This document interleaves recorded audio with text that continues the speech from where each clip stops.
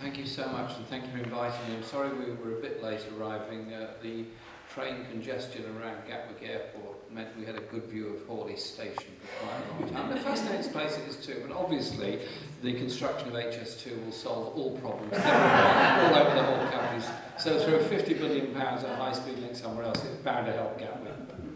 Somehow, isn't it? Come on, somebody, write a report and say it will. And what a brilliant banner. What an absolutely brilliant banner. Thank you very much for putting it up tonight. The footsteps of Captain Swing. How brilliant. Well done. I've come today from the Stop the War Coalition's annual meeting, and I also had a very interesting lunchtime event with the Association of Former Political Prisoners from Chile. You had an event at the Unite offices today. Was anybody there? Me. You were, apart from yourself. I know you were, apart from yourself. And I thought it was a great occasion, and it was kind of poignantly so appropriate that Unite provided the facilities to have it, because they were A1 in solidarity from 1973 onwards for the Chilean people, as indeed was a very large section of the British trade union movement. Now, there's an awful lot I could say, and I understand we have 10 minutes, so I'll have to be fairly on the ball on this. This week I put down a parliamentary motion commemorating the coup in Chile, and just pointing out that what the Chilean people went through and what they suffered was copied in other countries, and was essentially a coup against a democratically elected government, a coup to bring about monetarism.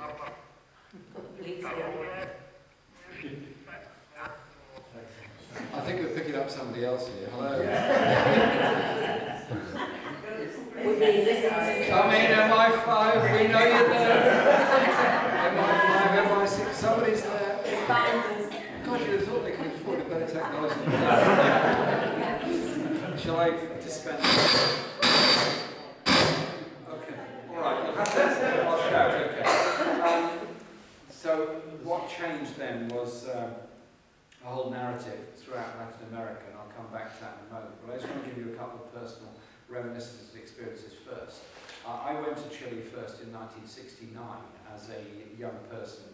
I'd been living in the Caribbean for a couple of years doing youth work and that sort of thing, and I decided to expand my education by travelling around Latin America, which I did, and it was better than going to university. And I learned far more and suffered far greater, but I learned a great deal, which taught me a lot later on. And when I went to Chile, what you were saying about the European nature of Chile is so true, but it's a veneer, because underneath it, it's not so European at all. It's actually much more like the rest of Latin America. But it was presented as the England of Latin America, and indeed, the living standards of the bourgeoisie in Santiago were incredible, and the maids and maids would take babies out with uniforms on, perambulating around the place. It was like sort of 1930s Britain in many ways in the bourgeoisie. And I travelled throughout Chile. I went to Antofagasta, I went to the south, I went to Puerto I went to Chile, I went to all sorts of places. And I went in by train, coming in from Argentina over the mountains. I'd forgotten how cold it was, and it was very cold. It was overnight train, and there was no heating, nothing. I remember it very well. And then I went on the May Day March in Santiago in 1969. This was as Popular Unity had been founded, and Salvador Allende was then doing this incredible tour around Chile. And I noticed something very different to any experience I've had before. A political march that was fun. A political march that was a celebration. A political march that was music, that was enjoyment, that was optimism, that was hope, and all this. And I went later on to folk concerts and festivals and things at Viña del Mar on the coast, and I sort of picked up something that was very, very different that I experienced, that what Popular Unity and Allende had done is welded together the folk tradition, the song tradition, the music tradition, the artistic tradition, the intellectual tradition, with a quite bureaucratic political tradition as well. And he brought all that work together. And very few people, quite honestly, thought he was going to win the presidency. It was, yeah, they were campaigning very hard for him, and he won it very, very narrowly. It was 34% or something like that. 36%, beg your pardon. 36%, it was very close. And there was then a whole debate as to whether or not he would be endorsed as president. And he was endorsed by the votes of Congress, because they had to ratify the election result. He became president. I then followed what happened in Chile very, very closely, mainly through the writings of Hugh O'Shaughnessy. And it was exciting. Many were in Chile at the time. It was exciting what was achieved, the land reforms, the bank nationalisation, all the mineral stuff and all that, fantastic, but also the spirit of it. And if you read many books on it, Kate Figueroa Clark has just brought one out which sort of chronicles the growth in support for popular unity, but also the problems of leading a political movement that was actually very broad and quite diverse, and a lot of them were actually pretty much at each other's throats from the very beginning. And Salvador Allende had to keep it going. And I remember Mike Gatehouse telling me how on the last May Day March and a later march in 1973, he was looking at Allende and saying how utterly exhausted he looked at that point. This was before the, my God, time flies. Utterly exhausted by what he was trying to achieve. The coup took place, Pinochet took over, the stadium became a place of torture. Pinochet, nasty, evil, brutal, no words bad enough to describe him and what he did. But in a way, Kissinger was just as bad. Kissinger was doing it at a distance, the CIA were doing it at a distance. They were bribing people, subsidising people and all that sort of thing. But they were just as evil as what Pinochet was actually doing. And Allende was killed, in my view, murdered by the coup. Many, many others were, and they particularly went for the prominent figures. Victor Jara, I absolutely believe the words of the staff of Pablo Neruda, that he was poisoned in that hospital. I do not believe he died of cancer at that time. I'm sure it was a conspiracy to poison him because he would have become a very important figure. And likewise, those that got out, such as Orlando Letelier, who were later murdered in Washington, would have become great leaders of Chile. Now, it wasn't just for Chile this was done. This was the USA paranoia about Latin America. So Operation Condor followed. 25,000 people disappeared in Argentina, in Paraguay, in Bolivia. It was a pogrom of the left. Every single one of us in this room would have been rounded up under Operation Condor. Every single one of us, because we're at a left-wing meeting. That's all you had to do. And I was talking to Perico today, a friend of mine who now does a lot of psychiatric work with the victims of torture, who was in Argentina at that time. He was imprisoned and tortured there. And he went back, and many people said, what are you doing here? You're supposed to be dead. When he went back on a visit, years and years later, the narrative had been told. And so that was the legacy of it. Now, we had all the demonstrations of the solidarity, and there's a number of lessons we can learn here. One is that when the coup took place, there was an attempt to get as many people out of Chile who were in danger as possible.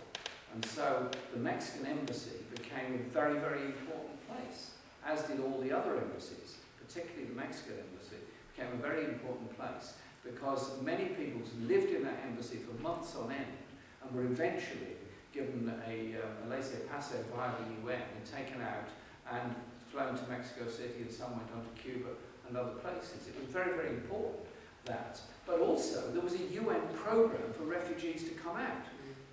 Now, just imagine, there was a coup somewhere now. Would the British government immediately say, oh, of course, we'll have 10,000 refugees from country X now? No, they wouldn't. You know, the Daily Mail saying they're all benefits managers straight away. But that didn't happen in the case of Chile.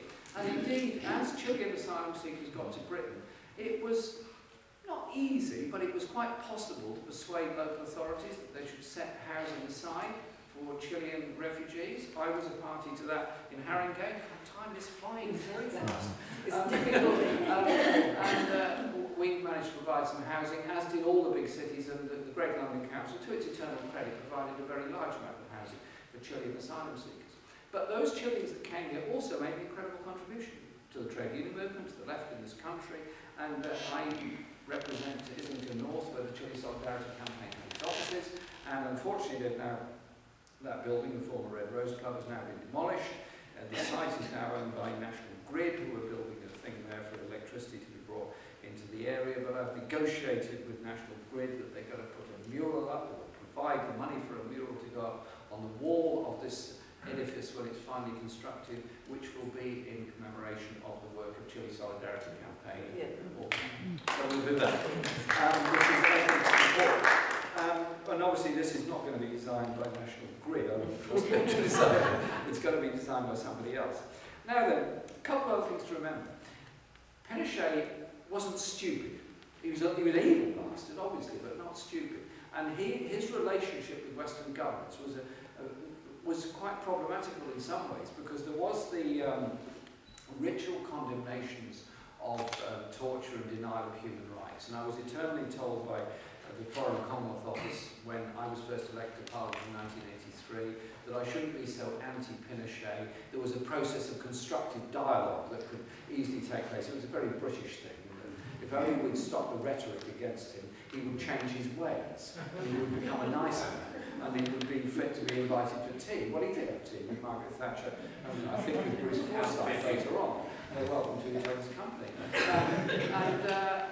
There was this process, but also he provided a crucial lifeline to Margaret Thatcher. You got all this guff about the Falklands War, Malvinas Falklands War. The reality was that had Chile not provided secret bases for British forces to go in and out via Punta Arenas and other places, the whole thing would have been a complete military disaster. It was never talked about at the time. It only came out much later when some British soldiers admitted that they had been brought back to Britain via Santiago Airport. You think, hang on a minute, that's an awful long way from the Falkland Islands. What was going on there? It was that military relationship, and of course the Thatcher government gave supplied large amounts of arms as well. Now then, quick other points I want to make before I stop. The coup brought about a military government. The military government then became a conduit, as you were quite rightly saying, for the introduction of Milton Friedman-style monetarist economics, and that was used to destroy all of the public sector. It was like a year zero operation. The public sector cannot provide, the community cannot provide. The only way you can develop an economy is export-led, cheap products which will provide growth and will develop a greater level of inequality in society, which will bring about a changed society. And that was the whole effort. It was a social laboratory, and monetarism was at the heart of it. And that monetarism was then exported all over Latin America, to Peru, to Brazil, Argentina, and so on. And the consequence of that, perversely, were actually, in the long term, with the election of Evo Morales as president of Bolivia because of his opposition to water privatization, when Thames Water, privatized by Margaret Thatcher, was trying to take over the water services in Cochabamba, and he fought back against it, and then we have what we now have in Bolivia, which is something infinitely better, and certainly an enormous change. But we are still paying the price for all of that. I recall, as I was a member of the Social Security Select Committee in Parliament in the late 1980s, early 90s, when we were told that it would be a good idea if we looked at other pension systems. And I said, well, I have no problem with that. We were looking at pension systems. So I said, I think we could look at Germany, Sweden, Norway. I think they'd all be good examples. And then suddenly we're presented with a witness who's the Minister of Pensions in Chile. He comes along, well, how are you doing here? So he gives us this great lecture about the privatisation of national insurance and pension systems and how it was a good discipline of the workers. And then you're supposed to ask questions sequentially in select committees so that you get a narrative questioning of the witnesses, which most times is a good idea. Anyway, I was given a question to ask, but I decided to ask something different.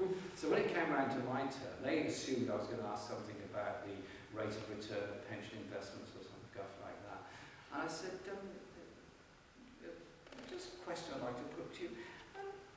What's it like being in a government led by a Nazi fascist? And he said, he got really angry. He slapped down the table and said, I haven't come here to answer questions from communists. So I said, well, my identity is not important, I put a question to you. And the chair, Frank Field, to his credit, said, you must answer Mr. Corbyn's question. So he gave us some guff about how it was really a democratic process in Chile, but some of the opposition were very strong and had to be dealt with. So all the stuff written down. What are the conclusions we take from this? This is the third event I've been at this week in commemoration of the 40 years since the coup. The deep state in Chile never went away. Allende was elected on a minority position, although popular unity support grew throughout the period of his office and was more or less in a majority position by the end of it. I think it was 52% vote in the local elections in 73, something like that. It was certainly much higher. The deep state never went away. The military never went away. The strategy of providing arms to the military to shut them up and make them feel good turned out to be utterly disastrous, and those British-built planes, the Hawker Hunters, were used to kill people, and the supply of arms was part of it. The other factor was that Chile was geographically very isolated, politically quite isolated because of the geographical isolation. It was alone in Latin America, apart from Cuba, that was an alternative to the United States at that time. And the other lesson is the one of solidarity by the people of Chile with the rest of the world, and the rest of the world with Chile. I was intimately involved in every aspect of Chile solidarity, Chile Democratico, Chile Committee for Human Rights, and all that throughout their existence. I never recall ever once anyone from Chile arriving here or being exiled here saying, we want Western intervention. Nobody ever said that. They said they wanted solidarity, they wanted sanctions, they wanted opposition, they wanted to ban arms supplies, they wanted refugee status, but they weren't asking for people to send troops in there. That was never on the agenda. I think there's something we can learn from that. And the final point I'd say is this, that the changes that have happened in Chile are enormous and profound, both under popular unity, under Pinochet, and then a very slow return to the development of a sort of more normal political setup. After Pinochet had been arrested in Britain, the first time in my life I was proud of the London police. I thought, wow, you actually arrested this guy. I never thought they'd do it, you know. I'd send a letter to the Prime Minister saying, please arrest this man. This is the day before I take a letter saying, don't let him in. And then they went along the next day and said, please arrest him because he's here. And they did. I mean, I don't take the credit for it. It was Garzon and others that did it. And then, after we had those 500 days of Pinochet here, the court case and the picket and all that kind of thing, which changed British law in a very profound way over universal jurisdiction, which has helped quite a lot in a lot of other cases, was then this disgraceful moment when he was allowed to go back. And that morning that I knew Jack Straw was going to make this awful statement, I cycled into Parliament as I usually do, and I found, well, maybe I shouldn't have stopped. I stopped to avoid running over Jack Straw, who was coming out of the gym at the time. Maybe I should have just carried on. And I stopped and I said, Jack, you really aren't going to make a statement today that I will be profoundly upset by, are you, about Pinochet? And he said, well, look, Jeremy, if you knew what I knew about Pinochet's health, you would agree to his return. I said, well, it's funny you should say that, Jack, because only last night I was reading his medical reports. He said, you were doing what? I said, reading his medical reports. He said, how did you get those? I said, well, it doesn't matter how I got them. It's not important. You've got lots of secrets. I can't have a few. He was quite annoyed by this. And then he said, well, so what? It's a humanitarian gesture. I said, well, I don't think humanitarian and Pinochet can completely go together. But all they say is, he's an old man. That's all it says. It didn't say any more than that. It's an old man who has a slight memory loss. Well, most old people do have a slight memory loss. What's your name, by the way? Anyway, Jack Straw made the statement. Pinochet went back on the Lazarus flight, got off the plane and walked. Straight away. Wheelchair on the plane, off, walked. Okay, that's interesting. And then some weeks later, Sora Sierra called me. She was the president of the committee that disappeared, and said, please come. I said, so I can't just come to Chile like that. She said, no, you've got to come for Human Rights Day, because Norman Lamont's here getting all the media attention, and he's hanging around with Pinochet and getting on the media saying he freed him from Britain. We want you to come and say that you imprisoned him in Britain. I said, well, it's not quite as simple as that. She said, it doesn't matter, it'll do. Anyway, so I did indeed go to Chile. And I noticed that a lot of younger people had not understood the history of Chile and were only beginning to understand it. There was a change. And the diminution of Pinochet's image by the arrested and imprisoned in London changed everything. And I went on demonstrations outside the Supreme Court in Chile and got roundly abused by a whole lot of Pinochet supporters. But that was then reported as foreigners being abused with all this, and it has begun to change an awful lot of things. Remember, Pinochet ended up a diminished man in every conceivable way because of the actions that were taken against him. And so I just want to say a big thank you to all the people of Chile for all they've contributed to our society, to the labour movement in Britain and the rest of the world. We can all learn lessons from it. It's not a question of denouncing people, it's a question of learning lessons about real pressures, real power, and real attacks on those of us that strive to achieve a world based on social justice, on sustainability, on human rights, on respect, not based on military power, mining companies, global banks, and monetarism, which is designed to create a yawning chasm between the richest and the poorest. And so we've got a lot to thank Allende for, a lot to thank popular unity for, and let's celebrate what was achieved. And in Venezuela, in Bolivia, in Ecuador, and in the barrio movements throughout Latin America and the indigenous peoples' movements, I see the face of Victor Jara and Salvador Allende and Pablo Neruda and all those people that were such an inspiration and are still an inspiration to all of us. Thank you very much.